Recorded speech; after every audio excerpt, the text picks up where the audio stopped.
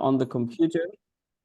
All right, so the recording is in progress. So Andre, allow me to officially welcome you. Thank you for agreeing to have the session. I thank you for your time. And Anytime maybe for you, Mike.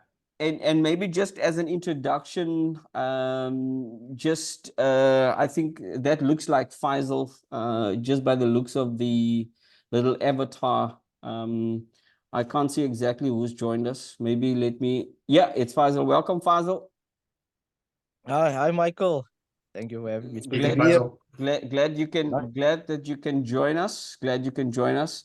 We were just about to start, and I was going to give the floor to Andre, maybe just to introduce himself a bit, so that we know who he is, and then we're going to dive into our topic. Faisal, if I may ask during the session, if you can maybe just put yourself on mute, and perhaps even just for now, not that I want to be rude, turn off your video, so that the Andre and myself feature, so that we can just do the session justice. So, Andre, yeah, over to you, buddy. Okay, so thanks, Mike. I'm obviously Andre Mizil, the founder of the debt management company called Exonerate. I'm a qualified debt counselor. So Exonerate basically is a debt management marketing company, and we work with over-indebted consumers in South Africa only. And we basically take them on a journey to become financially independent. And so the main purpose of Exonerate is to put out important content, because there's a lot of misinformation out there. Even a lot of the bigger companies, they are doing a lot of, I almost said malpractice now, but there's a lot of marketing that's inaccurate, and it's not factual. Okay. It's a lot like when we spoke in Jan, Mike, about the trading. So if you look on, how they are branding trading on Instagram, that is not financial trading at all. So the same with debt management, and specifically in and around debt review. So myself and Johan, I work with one of the top 5 best debt counselors as rated by the Debt Counselling Association of South Africa. Johan Weppener, we've been working together for the last 7-8 years. Okay. So yeah, so we basically focus on just getting consumers financially independent as quickly as humanly possible again, and simultaneously, dispelling all of the myths out there. My job, my portfolio is sales and marketing, and then for my client, I also act as a client liaison. So I'm the middleman between the debt counselors, of which I am one, the creditors, and my clients. Okay, cool. We'll get into some of the nuts and bolts further down the line in our interview. So thanks for the introduction. I think maybe let's start with, so we're talking about debt and debt counseling, but I've heard people talk about bad debt and good debt. So maybe you can, as the professional, you can explain to us, what that really means, just in layman's terms, and perhaps just give an example of each of those. That is very broad, Mike, and I say broad because you can go to a bank and the bank will talk about debt as though it's the best thing under the sun, and you laugh, and I think you have an idea, because remember, that's how they make their money, through debt. Correct. Unfortunately, in school, we don't get taught the difference between good and bad debt. And in really simple terms, I learned this by Robert Kiyosaki, and after I read it, Rich Dad Poor Dad, and I recommend everyone to read that book, because it changed my life. He changed my life and my philosophy around money, business, and investing forever. Sure. So good debt is really basically this. And again, I quote Robert Kiyosaki. So good debt is something that you borrow against that depreciates in value and puts money in your pocket. So when you're borrowing money to buy something and it appreciates over time and it puts money in your pocket, that's good debt. Yeah. If you're buying something that depreciates over time and it takes money out of your pocket, that's bad debt. Also known as, Robert very well clearly puts, and very well and clearly puts, that's the difference really between a liability and an asset. So just to give you an example, if that's for example, for a vehicle, now yes, I understand not all of us can afford to go and buy a car cash, but if you're buying a car, that actually is bad debt, and even a property can be bad debt. So if you're buying a car, if you're taking out loans to go on holidays, because there's interest on that, that's bad debt. But if you're taking out a loan to buy, for example, an investment property that you're going to maybe buy below market, fix it up, that you're going to increase the value on, that can potentially you can sell for more money. So when you sell it, you get enough money to square the bank and you've got a little bit of money left. Yeah. That's good debt. Okay. So yeah, and I know we can go talk for hours on that alone, but really that's just the biggest examples I can think of. Yeah. So No, one takes money out of your pocket and the other one puts money in your pocket. Yeah. Great. I love that. But because it could be a whole night discussion just on that. Yeah. So since we're talking about debt, maybe talk to us a little bit about over indebtedness, because it's also a term that's thrown around. So please just tell us, what do people mean when they talk about over indebtedness? I think the purest term for over indebtedness, Mike, is or definition is when you are getting to a point where you don't have enough money left over, at the end of the month to service all of your financial obligations. And that doesn't necessarily mean debt. I mean, financial obligations, Sure. food, kids, electricity, and usually when people start cutting back is when things get tight. Your debt is the first things that you're going to pay, because what mother is not going to put food on the table and pay her Sheeny account, So over indebtedness really is when you get to a point where you have more month left than you have money at the end of the month. That's one of the clearest and quickest, simplest signs of over indebtedness, when you realize, okay, I have a problem now. Yeah. And that can be by a lot of things, because the perception is as well, and there is a negative stigma around this, because people think, and I can say this as a matter of fact, people think that guys who are struggling with debt is because they spend too much money. They live about means. That's actually not even one of the top 3 causes of over indebtedness. The top 3 causes of over indebtedness is, the loss of income through retrenchment, the loss of a spouse, or an unforeseen expense like a big medical bill. So okay, all right. Yeah. That's a good point, because you mentioned there it's not just about the debt, it's about all of these other things that you need to take care of during the month, your living expenses. Absolutely. And now there's just not enough money left to service all of them. Exactly. Cool. So what's the story with debt counseling? Tell us what is debt counseling? So debt counseling is basically, Mike, let's say the two of us, we just spoke about over indebtedness, and you and your wife, or you realize, okay, cool, I may be over indebted. Then what you're going to do is you're going to get into contact with someone like myself, and then we're going to have what is called a debt counseling session. So the debt counseling session is where you sit with me, we have a conversation over the phone or in person. You explain to me what you were struggling with, okay, where you are, where you were, where you are now, and how you got there. And then based on that information, I'll ask you some questions, but based on the information that you give me, I will advise what I believe is the best way forward for you, not for me.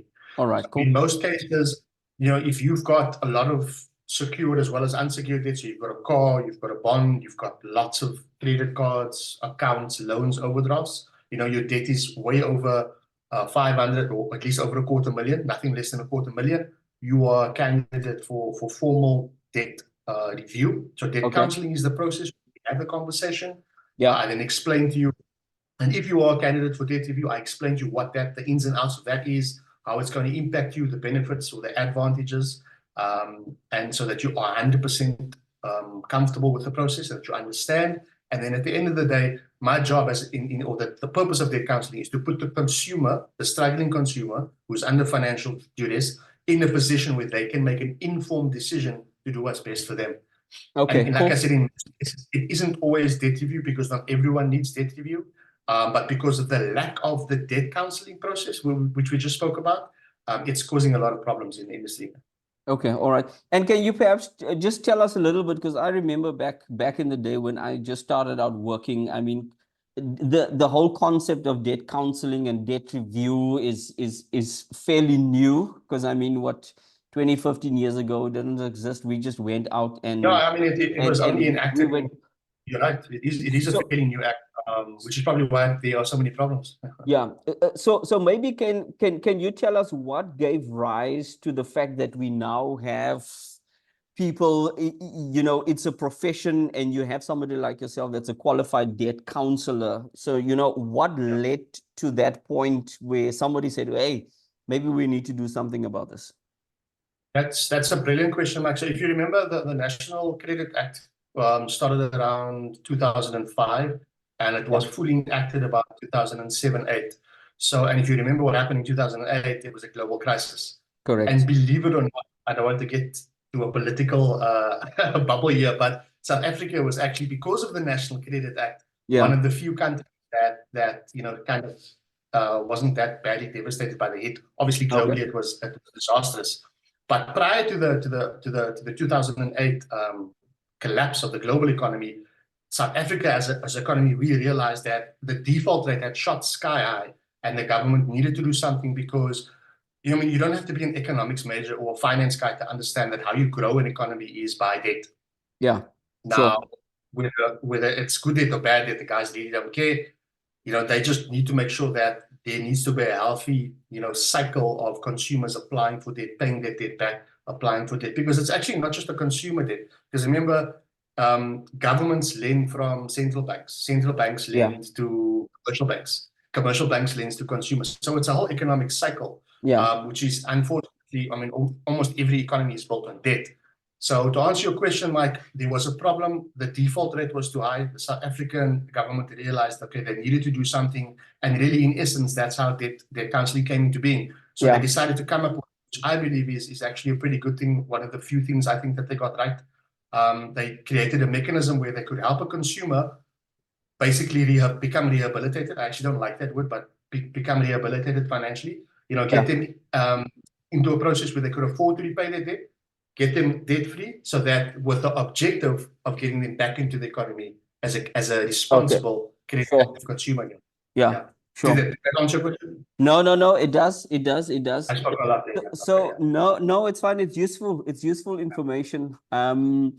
So you mentioned earlier on, and you used the word stigma. I Yeah. want to get back to that, and I want to say, so you've explained to us that debt counseling is the conversation that you and I would have if I were the Absolutely. indebted consumer.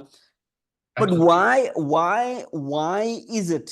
Because if I go back to how you've simplified the definition of over indebtedness, I'm pretty sure that there's probably about 90% of us in South Africa. There's just simply not enough months or money left in the month, and there's more months weighed up to the money. Why is it that people, I almost want to say, avoid the issue of, I'm going to debt counseling? I think What is it? What is it? I think other markets is twofold. Other than the negative stigma, which we'll get to in a minute, it's also just normal general emotions. Like there's Okay. pride, people feel embarrassed. I mean, we as human beings, myself included, don't like to talk about money. How much more when we are struggling? Yeah. So there's the whole range of negative emotions, and then that's normal. You can't blame someone. I mean, I remember over the years, I was actually just speaking to one of my clients now who's finishing, and I quoted his words 3-4 years ago when he said to me, he feels like a failure. This was now because he's got a wife and he's got 2 kids. Sure. As a man, but as a man, you need to provide for your family. And I said to him, what, my man, you would have been a failure if you didn't do anything, if you lost the house Mm, and if you lost the car, that's and good. that's the That's truth. good. Yeah. So there's that emotions, and obviously women also have that. I had a lot of my friends who know what I do. They never approached me, and I said, "Why did you not come to me?" Like, Andre, I was ashamed that I thought you were going to look down on me. So it's that. Then coming back to one of the main reasons why people don't want to get into debt review or debt counseling rather. Let me not say debt review because not everyone needs debt review, but the main reason people don't approach debt counseling or they've lost faith in it is because of what's happening. Yeah. There are so many bad stories. And I don't want to badmouth other guys because for the most part, we all do good work. But the call center model, the guys have gone after the businesses and, the big guys because they make so much money. Now, I've got nothing against making money, but then, do the job properly, they've managed to take something as personal finance and made it as impersonal as it can get. So the biggest problem in terms of the stigma is because there is a blatant lack of actual debt counseling. You would get Mike that is under financial duress, phone into this big call center guys that have all the ads everywhere, Mike doesn't even, number one, speak to a debt counselor. Mike speaks to a call center agent that is now chasing targets, okay? And he needs to close this sale, otherwise he doesn't make his target. Again, Sure. I'm a businessman, I'm an entrepreneur, I need to make money. I don't help people and get paid in love and fresh air. I need to make money as well, but there's a responsible way of doing that. Yeah. So then that call center agent now doesn't explain to Mike, now it becomes a competence issue. The competence is completely out of the way. Remember, Mike is a financially under duress. So the call center just says to Mike, listen here, how much is your debt? Doesn't know what debt you have, what kind, is it secured, unsecured, what happened to you, are you working, do you have kids? None of that, literally. How much is your debt, Mike? No, my debt is 10,000 Rand a month. You know what? I'm going to get it down to 8,000 Rand. So as a consumer that's under financial duress, with all due respect, you don't give a shit about the fine line. You're just thinking, let's say 8,000 Rand. Where do I sign? Where do I sign? Correct. Okay.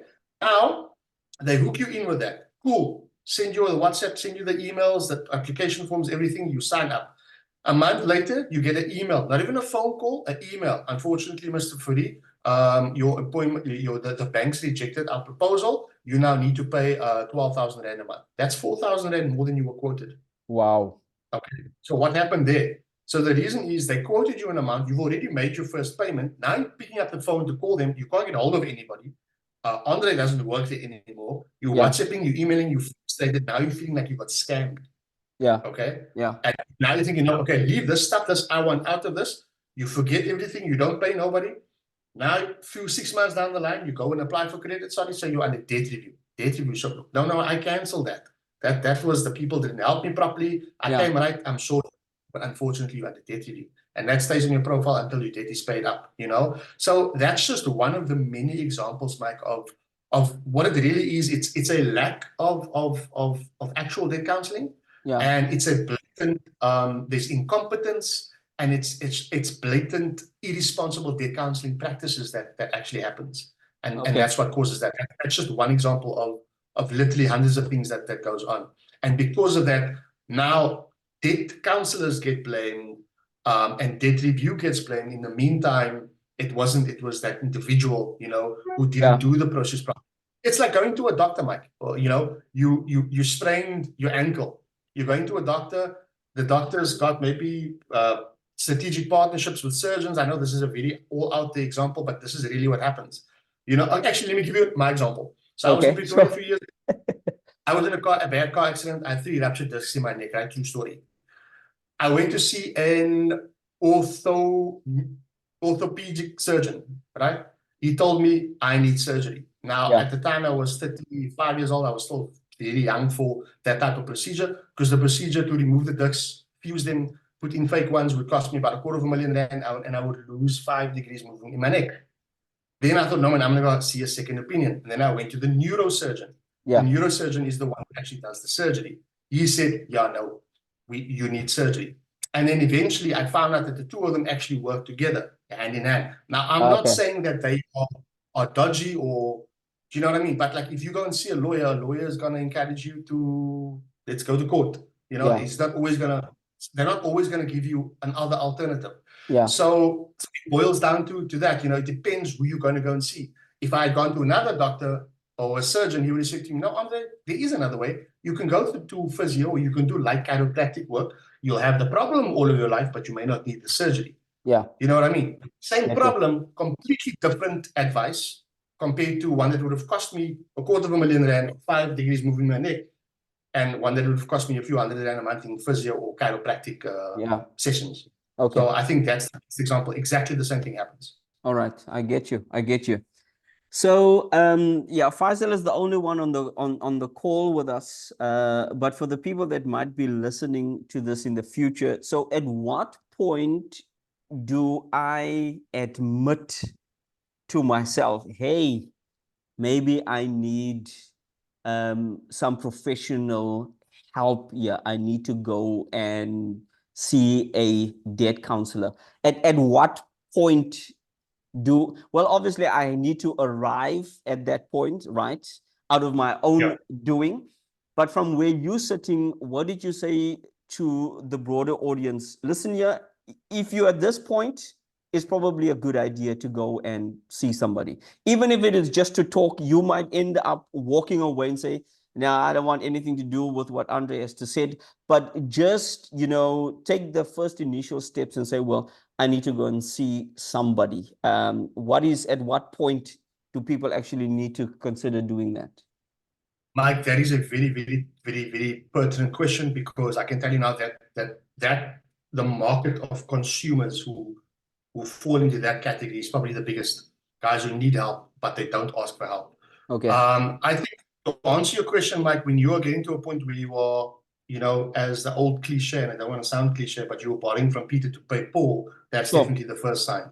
The second sign is when you start skipping, because this is how it starts. 1 month, okay, I don't pay the credit card, I'll make a double payment next month. The next month comes, okay, cool, now until you start skipping the unsecured debt, until you get to a point where, okay, cool, you start skipping the car. Now, remember, with your secured debt, your assets, that's very dangerous, because the bank can start, repossessing that. So I think really, as soon as you get to a point where if you find yourself where you can't even make a single payment to one of your accounts, Sure. in your second, your third month, you clearly need your professional help. And I'm not even angry at those guys, Mike, or blame them or say that there's something wrong with them, because as human beings, we are eternal optimists. Yeah. Right? So Sure. Yes. an amazing brain, and we are initially problem solvers, right? So it's okay and it's normal to be optimistic, but there's a fine line between being optimistic and unrealistic. Because your payment is 2.5 and you have 300 rand in your bank account. The mathematics, the accounting doesn't add up there. Yeah. So at that point, I think when you realize, okay, you can't pay, you can't meet even one of your financial obligations, and it's happening, maybe in the third month now, then there's a problem there. Yeah. Andre, I want to, because it's the second time that you've mentioned, and I think it's perhaps important that we just touch on the terminology, because sometimes it's your field, it's your profession. You'll use phrases, and then the rest of us go like, oh, okay, what does that mean? What does that mean? So you've mentioned secured and unsecured debt on about 2 or 3 occasions. Maybe just briefly tell us, what do you mean by secured and unsecured debt? Okay. So secured debt is anything that you've borrowed against that the bank can take back. So your vehicle and your house, that's secured debt. Unsecured debt is everything else: credit cards, loans, overdraft, store accounts, woolies, all of that. So secured debt is something the bank borrows you money that is secured. Okay, cool. If he defaults, I'm going to take that back and sell it. And it's very dangerous, because what consumers also don't understand is many people think that I'm going to the bank to buy a BMW. You're actually not buying a BMW. You sign a contract for a specific amount of money at a specific amount of interest on top of that money. And here's where it comes into play. You must understand, even if you stop paying the BMW and you think, because I literally have heard someone tell me this, it's fine, the bank can take the car back. No, sir. Here's what happens. The bank's going to take the car back and sell that car. Right? Let's say they sell the BMW for 250,000 rand. But you still owe the bank 500,000 rand. So now it's 250 gone. Guess what happens to the balance of 250? You are still liable for the 250, sir. So now you no longer have a BMW, and you're paying for a car that you don't have. Yeah. I can raise my hand to that. I've been there. Absolutely true. You are still, whatever that balance is, you are liable for it, and you need to settle it with the bank. Cool. Let's talk about, so you're the debt counselor. I come to you for some counseling. You've also mentioned earlier on, not everybody needs to go or needs to undergo debt review. Before we talk about all of the stuff that debt review might involve, just perhaps tell us quickly, so what is debt review? Because clearly there's a difference between debt counseling and then debt review is something else. So what is debt review? So good question, Mike. So debt counseling is, like I mentioned, the consultation that we would have. Okay. Yeah.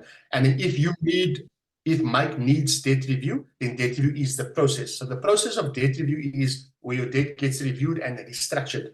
Okay. So how we structure your debt is, so if you have R1 million worth of debt, Mike, coming to me, I don't reduce that million rands worth of debt. You will still have R1 million worth of debt. And if Okay. to service that R1 million worth of debt, you pay 20,000 Rand a month, the only thing I will do is I will reduce the amount that you need to service that debt every month. That is Okay. acceptable by your creditors and affordable to you, right? Yeah. So let's say if we get down to 10,000 Rand, how we get that down to 10,000 Rand is something we do that the consumer can't do in their personal capacity. It's number one, we restructure the credit agreements. So your credit agreement is basically your contracts with your a credit card, a loan, a Yeah. vehicle. Those are in our world credit agreements, right? So it's basically your accounts. So we restructure your accounts, so your contracts, your credit agreements, and we create a temporary one on top of that. Okay. Okay. So let's use a vehicle as an example. Let's say the BMW, you had 3 years left on the BMW. We come in, we negotiate to extend the term by maybe another 2 or 3 years, and then we reduce slightly the interest on that accounts. So the balance roughly stays the same, but that you owed, Okay. but the installment gets reduced. And we do the exact same with unsecured. With unsecured debt, we can extend a bit further. And I don't like to tell consumers this, but we can actually almost wipe out the interest. That's why with secure debt, we can get about a 20 to 30, maybe 40% reduction in the payment. With unsecured debt, we can get up to 60% reduction. Okay. Again, I can get a bit technical, Mike, but really the process of debt review is we extend the terms and we reduce the interest to make the installment affordable for you. Okay. We don't reduce debt.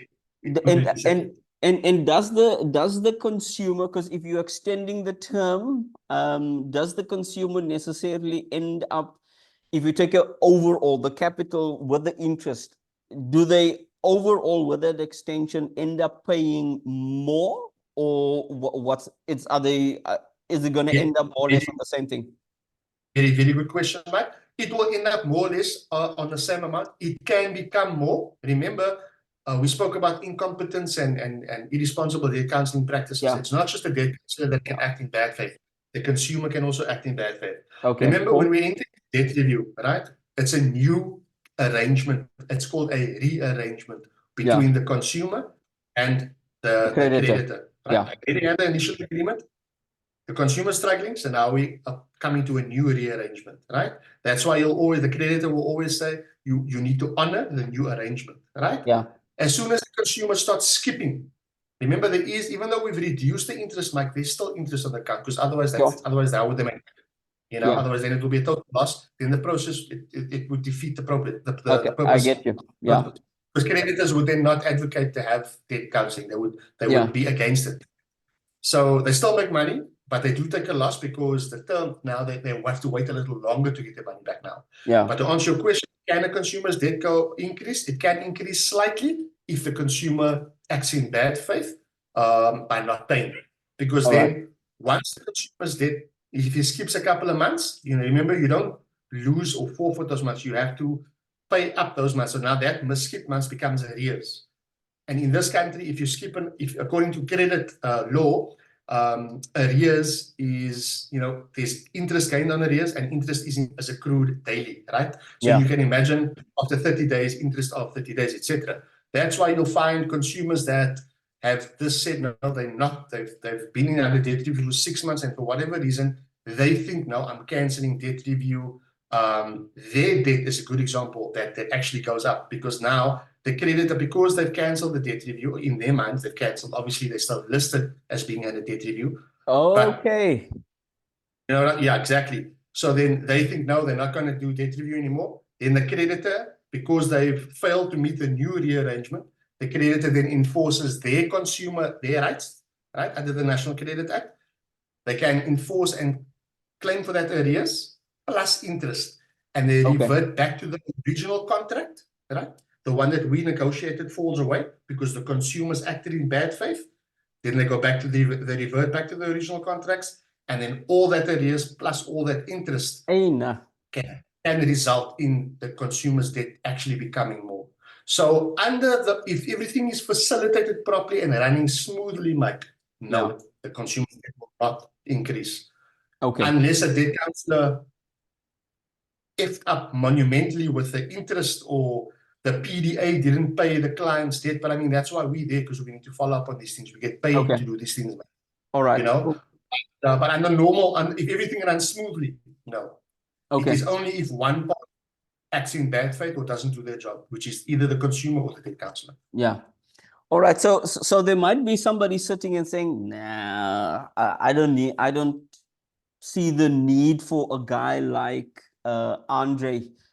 Can I do this on my own? Okay. And this is just, so it's not necessarily debt review, but I'm struggling. Uh, Out of my own free will, I'm going to phone up the bank. I'm going to phone up Markham's. I'm going to phone up the car dealership. Well, which is not the car dealership. It's still the bank, and say to them, listen here, I'm in a bit of a tight spot. I'm struggling. Can we look at rearranging it? Maybe give me a payment holiday or whatever the case may be. Can I do it out of my own accord, or do I need you as the person that's going to intervene on my behalf and then do the talking on my behalf? Brilliant, brilliant, brilliant, brilliant question, Mike. And I'm so glad you asked me that. The question is yes and no. Remember I said to you earlier, not everyone needs data review. Correct. Sure. Okay. Coming back to what you just asked me now. Yeah. So what I advise clients who don't need data review is to do exactly what you just said now. Okay. To do everything by themselves, which is called mediation. All Now, right. if you have Okay. that, now if you have less than 100 or 150,000 rands worth of debt, right? And maybe it's just unsecured debt, or let's just say there's a vehicle as well, but it's less than 100,000 rand. You Yeah. don't need debt review. Okay. You can pick up the bank, and this is now in our debt counseling session when I realized this is what I will actually advise you, which 9 out of probably 9.5 out of 10 debt counselors won't do because they want the business, Yeah. right? I will advise you, Mike, my man, you've got 150,000 rands worth of debt. I'm going to tell you what you're going to do. I'm going to speak to you over the, let's say we are speaking over the phone. I'm going to give you the advice. I want you to make notes, and I'm going to send you a follow-up email with detailed information. Okay. You can phone the banks, okay? You can make payment arrangements, but here's the thing. The banks are only going to give you, they will make an informal arrangement with you for about 3, if you get 6 months, if you're a good negotiator and Yeah. you can fight liquor and you know your numbers and you actually come up with a proposal that won't waste their time, Mike. Yeah. You can do your own meeting. Okay. The problem comes in when you have more than 150,000 rand worth of debt, and you're going to need more than 3 or 6 months, because Okay. then now you're going to need someone's like my help, because All right. I can do what you can't do. You see, you can get a payment holiday, yes, if you ask, which I can teach you how to do. You can ask for an extension, yes, which I can teach you how to do. You can make a proposal over 3 months and pay a portion, which I can show you how to do. But Yeah. bear in mind, after that 3 months, it's back to the normal installment plus the arrears to catch up. Plus the areas. So Yeah. unless you know your story and you know your numbers, that's not going to work for you. Okay. But if the debt is usually bigger than 150,000 and you are not going to get through this in 3 or 6 months' time, then you're going to need someone like me to come in to actually negotiate, to get that interest down and to extend Yeah. that contracts for you. Yeah. Yeah. So would it be fair for me to then suggest again to people that might be listening to this in the future, if I'm the consumer and I am not certain whether I need to go under debt review or whether I don't need debt review, is to still maybe make a call or then go and see a reputable debt counselor and Absolutely. just to have a chat. Absolutely. Mike, it's like going to a doctor when you don't know. You go to a doctor, you don't sit there and, oh my God, I have swine flu. Let me go to the doctor. No. Yeah. You go to the doctor first. The doctor tells you you have swine flu, right? So you absolutely have to go to a debt counselor. So Sure. the debt counselor can tell you, okay, cool, yes, you need debt review, or no, you just need, what we spoke about, a mediation. Yeah. But again, I understand, 9 out of 10, maybe it's that figure's about high. I mean, there are a lot of good guys out there, Mike. But Yeah. the majority of debt counselors are not going to tell you that. But you absolutely can do it yourself. But you Okay. see, rather go to a debt counselor and let him tell you, because you may not know credit law and anything about the credit industry, but most people aren't stupid. Some things will make sense to you and some things won't. And the best thing I can do is have a consultation with one debt counselor And you always get a good sense and a good feel as to, is this Yeah. guy, and if you're not sure, have another consultation with a different debt counselor. It's like going for a second opinion. Okay. What's Do it you, going to cost you? A phone do- call. okay, all right. So, because I was going to ask you, are these consultations for free? Are you? Some of them, according, all our fees are regulated under the National Credit Act, Okay. and we are regulated by the National Credit Regulator, Mike. So there is a consultation and admin fee of about 350, 450 Rand. Myself and Johan, we don't charge that. My philosophy is, if I didn't help you, why must I charge you? Okay. All right. I literally, almost all of my marketing, I put up there and say, even if I speak to 10 people or 15 people or 20 people a day, and I only get one client, that's fine. As long as I know that 15 or 20 other people, 19 other people are better off and they're going to be okay. Yeah. So consultations, I feel it should be free, but you can understand, remember, it can also get a bit hectic if you're just doing, because remember, consultations is informative sessions. That's why marketing is there, to put out content and informative information out there. But you have to get to a point where you speak to someone. But I mean, I'm pretty sure most guys that you phone and just ask for some advice are not going to say, unfortunately, I can't help you. You need to pay me first. But that's not usually how it works, because they presume that you're gonna, partner up with them anyway. But so to answer your question, that the consultations are free. I mean, we can charge for them, but most of them most debt counselors will do it for free. Okay. You mentioned, I want to just get back to this thing. You mentioned that somebody in their mind thinks that they know. So they abort the debt review process. You've structured the deal with them. So it's the agreement on top of the initial agreement, etc. Perhaps just to recap, so you've extended the terms, the term of the lifespan of the credit agreement with a reduced monthly payment. Hopefully, you're not going to end up paying more interest, especially if you stick with the arrangement. But now somewhere along the line, I decide, well, I'm going to abort this. I don't need any of this. And then you stated it that in your mind, you are now no longer under debt review. And this is what I want to pick up on. You use the word, but you are still listed. Yes. What are you referring to? So is this thing recorded somewhere? My name is put up on a poster board somewhere or in somebody's ledger? What's the deal? So that would form part of when we spoke about the initial process, when the financial consumer who's under financial duress, I beg your pardon, calls into these call centers. Yeah. Mike, we have a fiduciary responsibility to explain to you, after we've listened, this is part of responsible debt counseling, where you were, where you are now, how you got there, what you're struggling with. Yeah.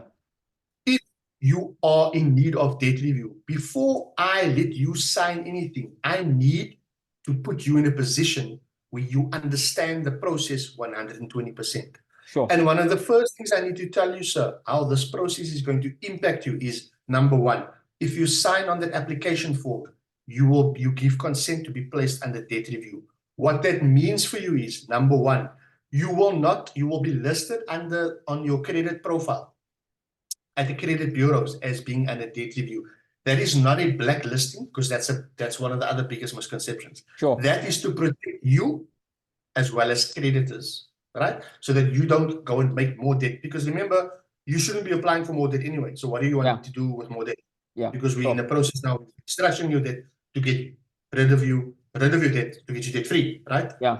So you are listed, to answer your question, you get listed at the credit bureau, so you can't apply for any credit or whatsoever at a reputable credit provider or registered NCR registered credit provider, and you can't use any of your credit facilities. The debt counselor or the person, the agent that speaks to the person who called in, needs to inform them of that. The only time that flag gets removed is if all of your debt is paid up. That's either you've completed your term, whether it's 2, 3, 4, or 5 years. That's not a contract. The other biggest misconceptions is debt review is 5 years. That's rubbish. If you get an inheritance after 6 months of being under debt review, or you win the lotto, that's now a silly example, or you sold a property and you want to settle your debt counselor can take you out of debt. Then you will get issued what is called a clearance certificate. The credit bureaus will, your debt counselor sends that to you and to the NCR. The NCR verifies that, okay, Mr. Michael Fourie is now debt free. The NCR sends that to all the credit bureaus, and it takes 21 days to clear your name. And after 21 days, you can go and apply for credit again. So the listing as being under debt review, that flag is on your credit profile at the credit bureaus. Okay. Again, something that you touched on. So I'm 3 months into my debt review. Things are going well. You also mentioned important when you explain to us over indebtedness. It's not necessarily somebody that has this huge mountain of debt, or one of the reasons why people find them here. You mentioned something like, sudden retrenchment and somebody finds themselves unemployed. So I'm an unemployed person. I go to Andre. Andre, I need you to intervene. We structure a deal, restructuring the debt, etc. And we are 3 months in, and then boom, now I get employed. Obviously, there's money coming in, and I can now sort of quote unquote get myself out of this. Can I then come to you and say to you, well, I almost want to say abort, abort, abort. I think that comes from that's out of some movie or something. But anyway, Yeah, so no, so we can't. Yeah. Can I at that point say to you, Andre, my financial position has improved. There's enough money coming in now to square off everybody, and in fact, some of them I can square up and pay them off, get me out of this thing.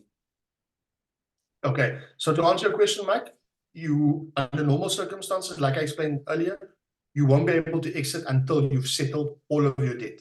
There is an alternative route.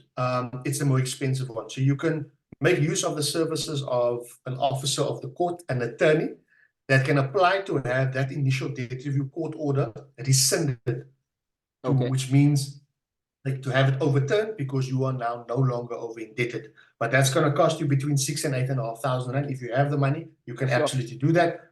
Attorney then goes to the court, the magistrate's court, or wherever the court order was granted, and he rescinds, basically, he applies to have the court order that you were over indebted rescinded, overturned. So that's the other option. So it's not impossible, but it can be done, yes. Okay. It was not easily done until a few years ago, but then there was a lot of guys who were just consumers who were taking advantage of the system, Mike. So they were applying for debt review 1 month, and then the next 2-3 months later, they want to exit as a kind of a quick fix, or to just run away from creditors. And it became a nightmare. And that's when the NCR changed the game. And one of the rules was that once they sign on the dotted line on the application form, you were under debt review. That was all because of abuse. Okay. Let me perhaps give another scenario. So my initial agreement under debt reviews, okay, so we're extending the terms now to 12 months. So I'm locked in for 12-month period. Am I at liberty? And then say payment arrangement is for all debt that now needs to be serviced is 1,000 rand a month. Do I have the option, because now I'm better off? I'm stuck in this thing for 12 months, but ideally I want to get out of it as soon as possible. I don't want to go and spend 6 to 8 grand a month for an attorney to get me out of this thing, just as you've explained. Am I then allowed to say, well, instead of paying 1,000 rand, it's one of the means that we use in any event to reduce interest. Instead of sticking to the monthly payment, pay a little bit extra to reduce the interest. Can I do the same thing in order, to reduce the period that I'm locked in to get out of this thing, and I don't have to stay in it for 12 months? Absolutely, you absolutely can. I said a few minutes ago, the other biggest misconceptions of debt review is that it takes 5 years. Now, the reason that the debt counselors don't tell you that you can do what you just mentioned now, is because, remember, as a businessman, Mike, and you're making money from a client, would you rather want to have him for 1 or 2 years or for 5 years? 5, please. Obviously 5 years, because you're going to make more money off it, right? And that's why debt counselors don't tell you. So you can absolutely do what you just said. We do that with all of our clients. I advise them once they've signed on, once all the admin is out of the way, I hop in another call with them, and I say, listen, I'm going to check in with you again in 6, 8, or 12 months time, okay? And then I'm going to see where you are. Because remember, Mike, your financial circumstances, when you apply for debt review, is the worst, God willing, that it's ever going to be going forward. It's only going to get better. Sure. Obviously, you work, you're going to get increases, you're going to get bonuses, you're going to get a promotion, God willing. Maybe you apply for another job and you get an entirely different, bigger salary. Yeah. So I encourage all of my clients, especially the youngsters. I encourage all of my clients, but only once they are in a position to comfortably increase their installment every month. Yeah. Okay. Because some of Good. them are a bit hasty, then they start and then they slack a bit and then they do themselves an injustice. Because remember, you also have to learn to work with your own money, right? Yeah.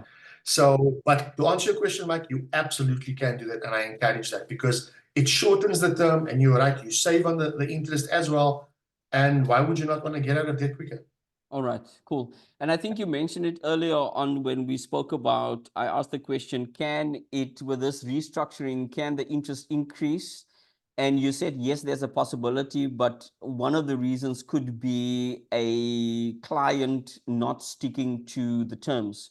So I think the advice is if you struck an agreement, stick to it, don't mess with it, you know, where, no, I can't afford to pay you the 100 rand that we agreed upon. I'm going to pay you 80 bucks. And then the next month, no, I'm not going to pay you at all. So the advice would be is if you've structured the deal, stick to it. Because it also shows that you're acting in good faith by showing that you okay, cool. Who is allowed to render debt counseling services? Is it in? Wait. Before we get to that, because again, a couple of times you've spoken about fees. I want to act like one of these journalists that sneaks in a question that's not part of the initial list. I know, guys, in the financial advisors, when you sign up for those life policies and all of that, they have to declare upfront, this is the commission, these are the fees, blah, blah, blah. Do I know what you are going to charge me and how you make money? 100%. So talk to us. How does that work? Talk to us. So again, that would be that's I feel the last part of the discussion. So if the consumer agrees, so once we've had the debt counseling session and we've both established and the consumer is happy that they want to go ahead with debt counseling, they understand the process, the benefits, how it's going to impact them, the term, etc. Then I talk about the fees. So basically, in a nutshell, as just a quick overview, Mike, how debt counselors get paid is our fees are regulated by the NCR. Okay. So they are capped. So the first installment that a consumer makes, 90% of that goes to the debt counselor. Okay. It's 90% of what they've restructured. So if your debt was 20,000 Rand a month, we got it down to 10,000 Rand a month. The debt counselor will roughly get about 90% of that. It's actually capped at for a single individual 8,000 Rand and for a couple 9,000 Rand. So we can never make more than 9,000 Rand. So let's say, like I've got a big client, this is an actual example. The debt was 110,000 Rand a month just to service the debt. And we got it to 65,000 Rand. I would have loved as my first payment to get 65,000 Rand. We could only get 9,000 Rand. So it's capped. So capped, but the first installment is called a restructuring and a renegotiation fee. That's how we make our money because that's what we do. That's the service we do. Remember, I said to you, we extend your contractual agreements, we reduce the interest. You cannot do that in your personal capacity. Okay. That's what we get paid for. Then the second installment goes to legal fees because what we didn't talk about, we actually apply for a court order, which is not part of mediation. So under mediation, the other part is you don't have the legal protection. Under debt review, you have legal protection. So the banks can't go back and renege on the amount we've agreed on. They can't come and repossess your car, your house, and they can't, take you to court. They can't take legal action because there's a court order protecting you. And once everyone is agreed, the magistrate sees that this is what Mike can afford, Mr. Free can afford, then the creditors cannot charge more than that. That's the beautiful one of the other benefits that we didn't talk about. But okay, so first installment, 90%, debt counselor, that's my fees. Second installment goes to attorneys because the application for the court order. And from the third installment, that gets distributed to the creditors. Now, your next question might be, Andre, but the creditors only get paid after 60 days. Again, once we send formal notification to your creditors, they know that they will only get their first payment after 60 days. And again, that is because the NCR guidelines. It's not our rules, it's how the NCR set it up. Okay. Okay. And so after the 30 days, which is really then month 3, the creditor starts getting their money. Do they then get the Correct. full amount of what the, so if it's 1,000 rand, do they get the full 1,000 rand thereafter and you done and Correct. dusted? Well, not actually. It's a bit technical because, Okay. so let's say it depends, Mike, if you have a very big installment, right? So for our clients who have installments of over 20, 30,000 rand, right? Like that big client, Yeah. her creditors will get money from the first installment already. Sure. Because Exactly. remember, You only we can't get you kept. 65, we Yeah. are 9,000 rand. Yeah. You Okay, so kept. now there's 50 odd thousand rand left. The legal fees is about 6,500 rand, right? Okay. Our creditors get money from. So it depends. But the other piece we are also entitled to is called a aftercare fee, and it's basically a service fee. Because once I sign you up, and which is why a lot of consumers who transfer over to us are so upset, because a debt counselor has a fiduciary responsibility. Once everything is negotiated and the amount is lowered, the work doesn't stop there. You work with that client until they've made their last payment. Because remember, they can still be harassed by attorneys. They can still be harassed by creditors. They can still get legal notices. I need to deal with that. If they're calling the clients, why are you calling the client? You're not supposed to call the client under the National Credit Act. You need to deal with me. And we get paid aftercare fee for that, which is 5% of what we restructured. But again, it's capped. It can never be more than 450 rand. Okay. Make sense? All right. It does. It Yeah. does. Absolutely. So Absolutely. first month, debt counselor. Second month, legal fees. Third month, creditors. Every month thereafter, 5% capped at 450 for aftercare or basically a service fee. And I make sure the client gets statements, updates, make sure the PDA pays. Because remember, the client doesn't pay us. Again, we're not allowed to work with the consumer's money. Yeah. The client pays a payment distribution agency, which is regulated and audited by the NCR. The NCR, the agent PDA, payment distribution agency, once they get that money, they distribute the client's money based on what we've negotiated on the client's behalf to the creditors. Okay. Make sense? Oh, it does, but I think you're now introducing I almost want to call it a third party. So payment distribution agent, PDA. Agency. Yeah. So you negotiate and you restructure the deal on my behalf. We've agreed, I've signed. I now need to start making payment. I don't pay you directly. You also saying I don't pay the creditors directly. I need to pay the payment distribution agency. So they manage the payment. who are they? Do you introduce them to me? How does that work? And so every debt counselor works with a payment distribution agency, Mike. There's 4 regulated, registered ones in the country. We work with Intuitive Payment Distribution Agency. So obviously, once everything is done, in one of the introductory emails, I send you the banking details with the payment instructions. So obviously, once you set that up like you would set up any other payment, you make one payment a month to them, and they make sure everyone gets paid. And then we liaise. They are just another party that we liaise with. Yeah. Okay, cool. I'm going to put you on the spot because we're running out of time. There's some stuff that we still need to discuss, which I do not want to rush because I think it's an important topic. So I'm going to call you back. But do you think there's a possibility that we can jump on a call with Intuitive so that they can perhaps tell us a little bit about how that, because that I did not know. I thought, it's, the payment is still, I still need to pay Woolies and Markham's and the bank. No, not at all. Okay. All right, cool. So I'm not going to ask you for a commitment, but I'm just throwing it out there. Yeah, I can check. Johan's got a good relationship with the guys. I don't work with them directly, but I'm sure one of the guys will be happy to. I think it would just be good if because like I said, I didn't know.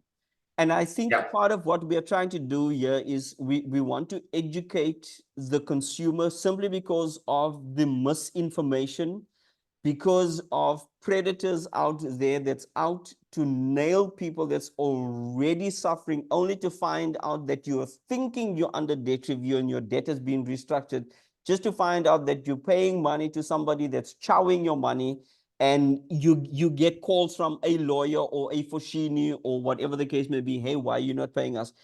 I think if there are other role players that forms part of this, I almost want to call it value chain. So I'm going to leave that at your doorstep and Yeah, say to you, I can get some. set to your hand and see whether we can set that up, because definitely we're coming back. Lastly, you mentioned a statement. So if I'm the consumer, I get a statement that, tells me this one was paid, this one was paid, there's Andre's fees as my debt counselor, Absolutely. etc. Okay, so it's not as if I'm in the dark and I don't know what's happening. No, not at all. No. You are entitled to your statement every month.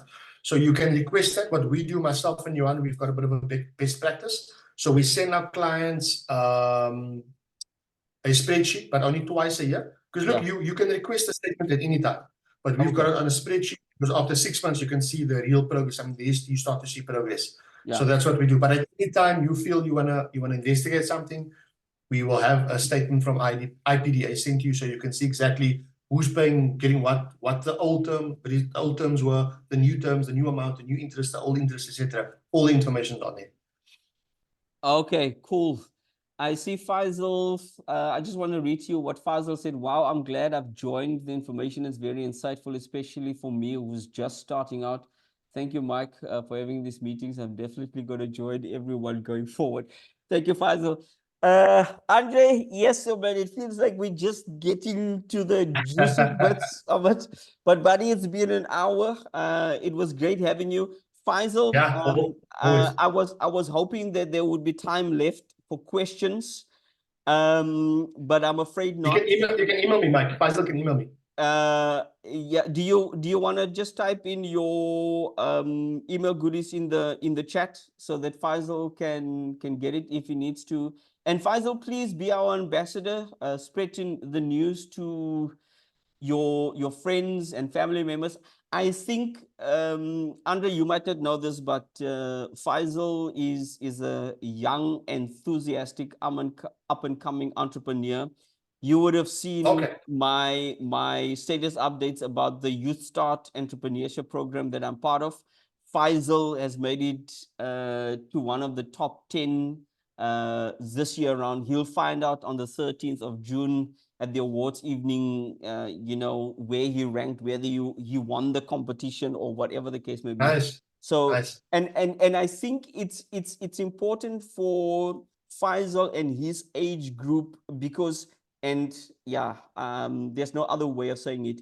In our community, our people, financial education is not necessarily top of mind, because you and I come from a generation where we never spoke about money. We make a heck of a lot of mistakes along the way. We are now in a position, we are fortunate enough where we've grown wiser, we've become professionals in whatever arena it might be, and now we can pass on knowledge. And I think it's important for Faisal and his generation that early on, as they start out, whether it's working career, whether it's a business career, that they don't necessarily have to fall into the same pitfalls that you and I fell into and repeat those mistakes, but that they can improve. So, Andre, I love that, man. my man, I'm so grateful that I have you in my life and for you're a well of wisdom. So yeah, lots to discuss. We'll pick up on this, perhaps not next week, but there's a number of series of topics that I want to tackle for the month of June and perhaps into July. So if you're not back Anytime, next week, then it's probably the week after, but I will let you know ahead of time. Thank you, my man. Thanks, buddy. All the Welcome, best. brother. All the best in your business. Faisal, thank you for Thanks, Mike. joining us, and we'll chat soon.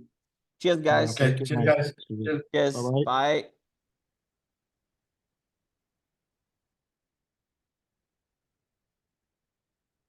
Bye.